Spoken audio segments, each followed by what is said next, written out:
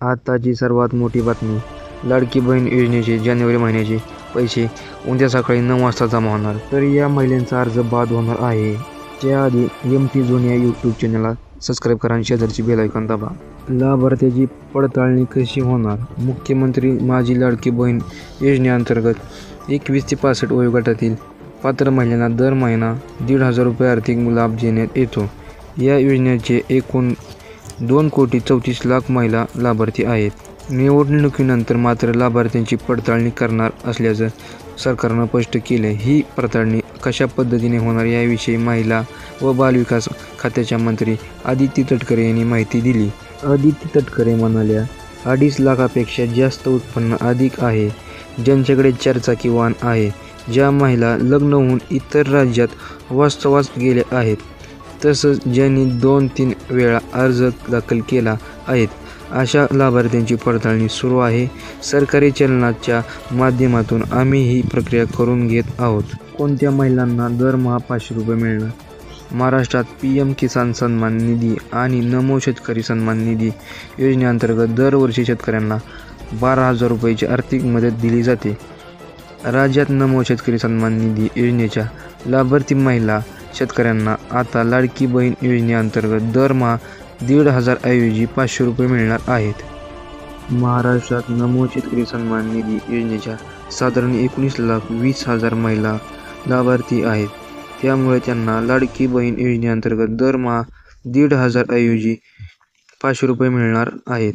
याविषयी बोलताना मंत्री आदिती तटकरे म्हणाल्या, नमो शेतकरी सन्मान निधी योजनेत दरमहा लाडक्या बहिणींना 1,000 रुपयांचा लाभ मिळत आहे.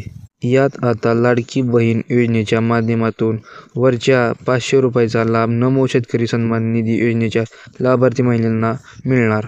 किती अर्जांची पडताळणी होणार? योजनेतील लाभार्थ्यांची पडताळणी केल्यानंतर साधारणपणे किती महिला लाभार्थी वगळणार? हा प्रश्नावरही आदिती तटकरे यांनी स्पष्टीकरण दिलं. त्या म्हणाल्या, संपूर्ण 2.5 कोटी लाभार्थ्यांची आम्ही पडताळणी करणार नाही.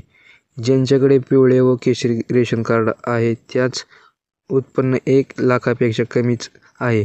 ती संख्या साधारण 1.5 कोटीपेक्षा अधिक आहे. त्यामुळे त्यांची पडताळणी करण्याची प्रश्न नाही. लाडकी बहीण योजनेचे एकूण लाभार्थी 2,34,00,000 आहेत.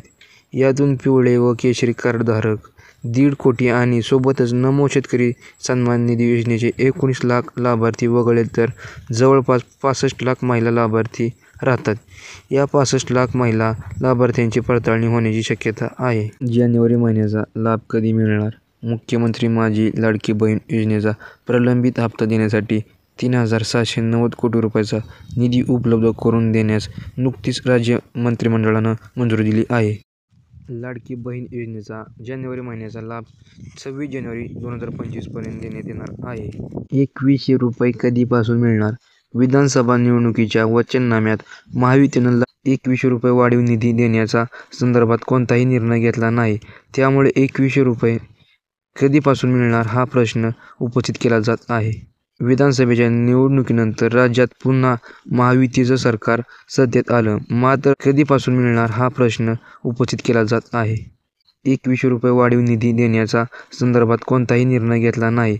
त्यामुळे 2,100 रुपये कधीपासून मिळणार हा प्रश्न उपस्थित केला जात आहे.